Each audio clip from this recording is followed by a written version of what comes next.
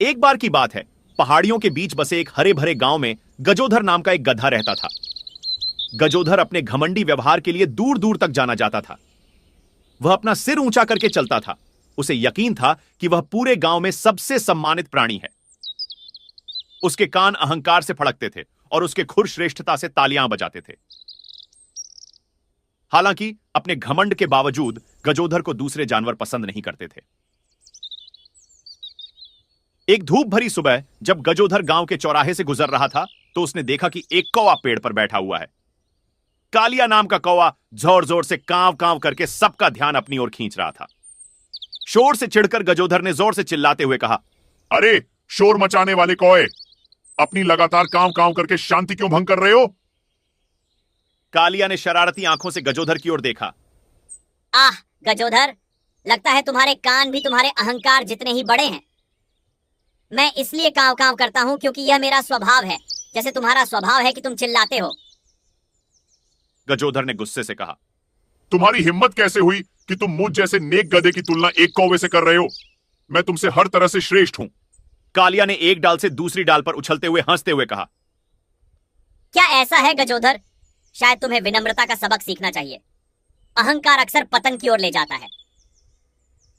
लेकिन गजोधर ने कालिया की बातों का मजाक उड़ाया और अपनी दुम हिलाकर उन्हें खारिज कर दिया।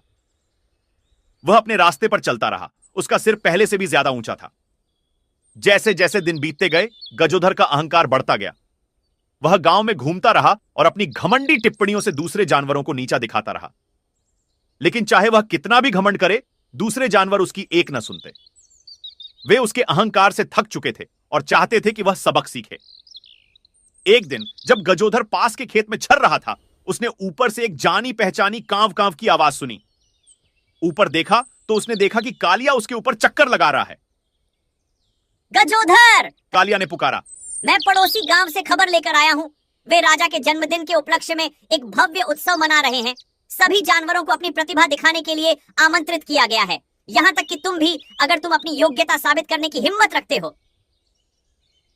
उत्सव का जिक्र सुनते ही गजोधर के कान खड़े हो गए। बेशक मैं इसमें शामिल होऊंगा, उसने गर्व से कहा। मैं अपनी शालीनता और शान से उन्हें चकित कर दूंगा। कालिया ने धीरे से ठाका लगाया। बहुत अच्छा गजोधर, लेकिन याद रखना, अभिमान अक्सर पतन से पहले होता है। कालिया की चेतावनी को नजरअंदाज करते हुए गजोधर ने अगले कुछ दिन अपनी ट्रोट का अभ्यास करने और अपनी ब्रय को निखारने में बिताए। उसे यकीन था कि वह उत्सव का सितारा बनेगा और एक बार और सभी के साबित कर देगा कि वह इस देश का सबसे शानदार प्राणी है। आखिरकार उत्सव का दिन आ गया। दूर दूर से जानवर गांव के चौक में इकट्ठा हुए। हर कोई अपनी प्रतिभा दिखाने के लिए उत्सुक था। गजोधर चौक में उछलता हुआ आया। उसका कोट सूरज की रोशनी में चमक रहा था। दूसरे जानवर गजोधर के भव्य प्रवेश से खुश होकर आपस में फुसफुसा रहे थे। जैसे ही उत्सव शुरू हुआ, हर जानवर ने बारी बारी से अपना हुनर दिखाया। बंदर एक पेड़ से दूसरे पेड़ पर झूल रहे थे, मोर रंगों के दंगल में नाच रहे थे और हाथी सुर में सुर मिला रहे थे। लेकिन जब गजोधर की बारी आई तो आपदा आ गई। गजोधर ने तेजी से दौड़ना शुरू किया। उसके खुर धरती पर जोर से टकरा रहे थे। लेकिन जैसे ही वह चौक के बीच में पहुंचा, वह एक ढीले पत्थर से टकराया और जोर से जमीन पर गिर पड़ा। दूसरे जानवर आश्चर्य से चौंक गए और फिर गजोधर की बदकिस्मती पर हंसने लगे। अपमानित होकर गजोधर अपने पैरों पर खड़ा हुआ और चौक से भाग गया। उसका अभिमान चकनाचूर हो गया। उसे बहुत देर से एहसास हुआ कि उसका अहंकार ही उसका पतन था। इस बीच ऊपर एक पेड़ की शाखाओं में कालिया ने एक जानकार मुस्कान के साथ तमाशा देखा। मैंने तुमसे कहा था गजोधर, उसने धीरे से कहा। गर्व गिरने से पहले आता है। और उस दिन से गजोधर ने खुद को विनम्र बनाना और दूसरों के साथ दया और सम्मान से पेश आना सीखा, क्योंकि वह आखिरकार समझ गया था कि सच्ची महानता गर्व में नहीं, बल्कि विनम्रता और करुणा में निहित है। गांव अपने शांतिपूर्ण तरीकों पर लौट आया और गजोधर, हालांकि अभी भी अपने तरीके से गर्व करता था, दूसरे जानवरों की खुशी के लिए एक समझदार और अधिक विनम्र गधा बन गया था।